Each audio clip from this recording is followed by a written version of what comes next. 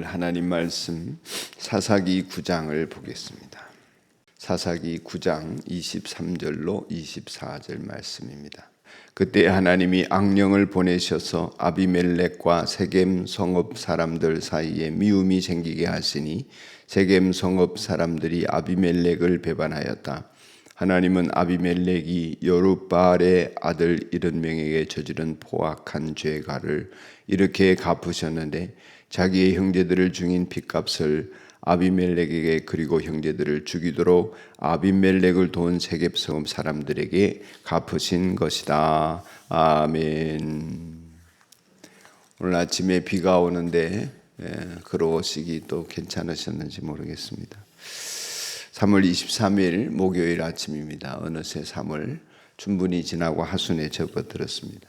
하나님께서 자비로운 손길을 더하셔서 우리가 기도하고 있는 자리마다 풍성한 말씀의 은혜를 내려주시기를 바랍니다. 오늘 연대기별 성경 읽기 8장과 9장 사사기 읽는 날입니다. 그 가운데 9장 23절 24절 말씀을 읽었습니다. 칼을 쓰다가 망하는 사람들, 이런 제목으로 잠시 말씀을 묵상하겠습니다. 사사기 9장을 읽어보시다가 보면 막장 드라마도 이런 드라마가 있겠나, 그런 가히 최고 수준의 전개가 펼쳐집니다. 기드온의 서자가 아비멜렉입니다. 세겜에 있는 처백에서 낳은 아들인데, 이 아비멜렉이 기드온의 친자 여룻바알의 친자 70명을 한날 한시에 살해합니다. 간신히 막내 아들 요담만 살아남지요. 아비멜렉은 어머니가 세겜 출신인데다가 서자의 서러움을 그렇게 표출하자 세겜 사람들이 우리가 남이가 이러면서 아비멜렉의 권력을 비호하고 또 그 살해를 정당화시키면서 왕으로 삼게 됩니다. 그런데 이게 얼마 못 가고 3년 있다가 세겜 사람들이 배신하여서 무슨 계기가 있었겠죠. 서로 전쟁을 하게 됩니다. 아비멜렉이 그 성을 점령하고 잔인하게 세겜 사람들을 살해하는 중에 세겜 사람들이 피신을 가서 지하 동굴에 숨게 됩니다. 수천 명이 지하 동굴에 숨어 있는데 바깥에다가 불을 떼가지고 그들 다 죽이게 되죠. 나머지 사람들이 데베스 망대라는 곳으로 도망을 갔는데 거기도 이제 들어가서 불을 지르고 다 죽이려고 하던 차에 위에서 한 여인이 던진 맷돌에 아비멜렉이 두개골이 깨어져서 죽게 됩니다. 이런 비극이 순식간에 일어난 것 같지만은 이제 한 몇 년에 걸쳐서 펼쳐지게 된 이야기인 것이죠.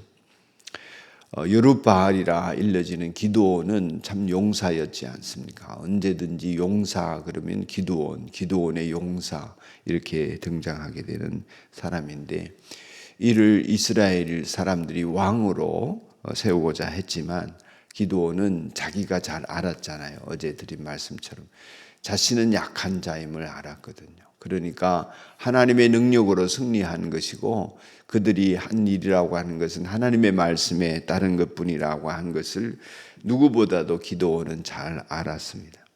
그러니 자신이 아니라 하나님께서 친히 다스릴 것입니다. 이렇게 하면서 왕이 되기를 거절했습니다. 하지만 기드온이 체험한 하나님을 주변 사람들에게 알리지는 못했던 것 같습니다. 하나님의 말씀을 모르고 그 말씀을 전하는 사람도 없게 되면 결국 어떻게 됩니까? 이 백성이, 우리의 사회가 하나님을 모르기 때문에 망하게 되는 길을 자연스럽게 걷게 되어지는 것입니다. 하나님의 말씀을 모르기 때문에 자기의 소견에 옳은 대로 살아가게 되는 것이고, 자기가 체험한 것이 전부이고 하나님의 말씀, 율법을 따르는 삶이 무엇인지를 고민하지 않게 되면 결국에는 하나님이 자기에게 체험하게 하신 것조차도 이웃들에게나 자녀들에게 전수되지 않는 것이지요. 그러니 이러한 간증이 없이 기드온이 그저 백성들이 자기를 추앙하니까 귀금속을 받아가지고 받은 금으로 에봇을 하나 모조품을 만들었는데, 에봇이라고 하는 것은 제사장이 입는 옷이잖아요. 그 모조품을 만들어서 황금으로 만들어서 기념품으로 왕이 되는 대신에 간직했더니 그걸 이스라엘 백성들이 음란하게 섬겼다. 그 말은 신으로 추앙을 했다. 그런 말이지. 그를 지경이니 권력을 쥐고 칼을 휘두르는 일이야 여상한 일로 여겼겠죠. 하나님 말씀이 아무리 죽이지 말라 해도 그냥 죽이는 것이죠. 제가 가끔 얘기합니다마는 옛날에 우리 교인 가문은 민씨 가문이었는데 그 가문은 조상이 쓰다가 떨어뜨린 말을 타다가 떨어뜨렸는데 무슨 일이 있었다고 그래요.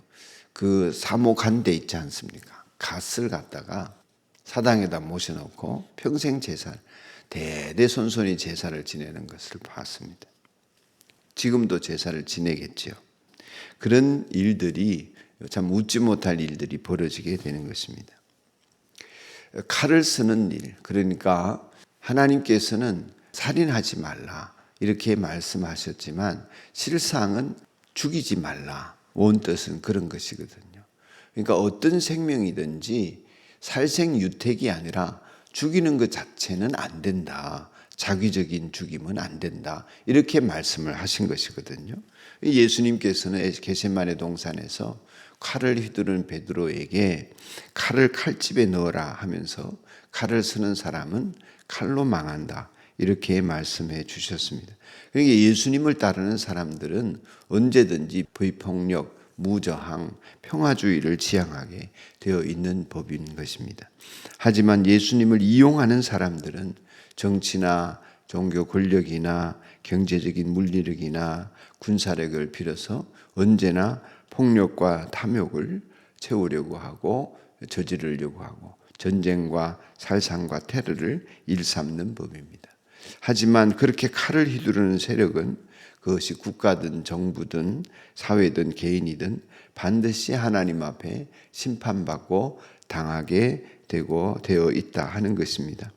아비멜렉의 죽음이 이를 보여주는 것이고 우리 눈앞에서 심판을 당하지 않는다 할지라도 반드시 하나님 앞에서 죽음 앞에서 심판을 받게 될 것이다 하는 것입니다.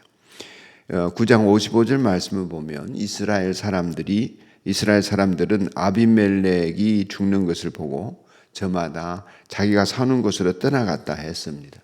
누구도 애도하지 않는 것이죠. 어떤 사람도 그를 장사 지내려고 나서지 않은 것입니다. 누구도 위로자가 없었습니다. 이것이 하나님 앞에서 심판받는 자의 모습이다 하겠습니다. 하나님께서 요담을 비롯한 이 여룻바알 가문의 원수를 친히 갚으시면서 하나님 말씀에 의거해서 칼을 쓰는 자가 칼로 망하는 모습을 우리에게 보여주고 있습니다. 우리는 어떻게 살아야 되나 생각해 볼 때 여러분 늘 결론은 한 가지로 이르게 됩니다. 하나님 말씀을 따라 살면서 우리 안에 있는 폭력성을 제거하고 힘이 있어야 평화가 유지된다. 이런 헛된 소리들에 귀 기울이지 아니하고 이상한 세상의 논리에 빠져들지 않도록 사랑으로 말미암은 평화를 추구하고 이 땅 가운데 하나님의 평화가 이루어지기를 소원하는 마음으로 하나님의 말씀으로 사는가 늘 우리의 은행 심사를 잘 살피는 우리가 되어야 하겠습니다. 특별히 사순절이니까 더더욱 그렇게 되기를 바라면서 이 시간 기도하겠습니다. 사랑하는 하나님 아버지, 온 세상에 폭력이 난무합니다. 정의라는 이름으로 평화라는 이름으로 전쟁을 준비하고 군비를 증강시킵니다. 서로 간에 서로를 보호해 주자고 더더욱 그리합니다. 폭력의 세력들이 많기 때문에 폭력이 당연하게 여겨지는 이 세상 가운데 하나님 부인하고 하나님을 악용하고 하나님 말씀이 없는 세상 가운데 사람들의 주장이 자신의 소견에 옳은 대로 전쟁을 일삼습니다.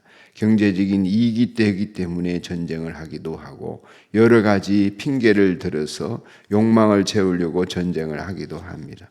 하나님, 결국에 망하게 되어져 있는 인생살이 가운데서 칼로 망하는 사람들을 수도 없이 보지만 여전히 이 일은 계속해서 벌어지고 있습니다. 하나님 자비를 베풀어 주셔서 그리스도인들이 한 사람 한 사람 굳게 서게 해 주시고 하나님의 사랑으로 이 세상을 온전하게 만들기를 원하셔서 십자가에 죽임 당하신 예수님의 길을 걷는 무리들이 주님 이후로 수없이 수많은 사람들이 뒤따르게 된 이 세상 가운데 더욱더 진리가 역사하는 모습을 볼 수 있게 하시고 우리가 그 사람이 되도록 축복하여 주시옵소서. 사순절을 보내는 내내 우리가 주님의 사랑과 희생을 잘 본받도록 축복하여 주시고 나의 죄악을 이기는 것을 넘어서서 이 지역 사회와 세상의 평화를 이루기를 소원하는 마음으로 충만하게 하여 주옵소서. 예수님 이름으로 기도드리옵나이다. 아멘. 하늘에 계신 우리 아버지, 아버지의 이름을 거룩하게 하시며 아버지의 나라가 오게 하시며 아버지의 뜻이 하늘에서와 같이 땅에서도 이루어지게 하소서. 오늘 우리에게 농할 양식을 주시고 우리가 우리에게 잘못한 사람을 용서하여 준 것 같이 우리 죄를 용서하여 주시고 우리를 시험에 빠지지 않게 하시고 악에서 구하소서. 나라와 권능과 영광이 영원히 아버지의 것입니다. 아멘. 오늘은 삶 공부하는 분들을 위하여 기도합니다. 2023년 전반기 삶 공부의 모든 과정과 수강생들에게 은총을 베푸셔서 놀라운 하나님의 은혜를 체험하는 간증의 주인공들이 되게 하옵소서. 오늘 또 연혜영 자매의 암 수술과 항암 치료와 회복을 위하여 기도드리겠습니다. 여러분 기도하신 은혜 가운데 하나님이 들어주시는 은혜 가운데서 연혜영 자매 어제 수술을 잘 마치고 회복 중에 있습니다.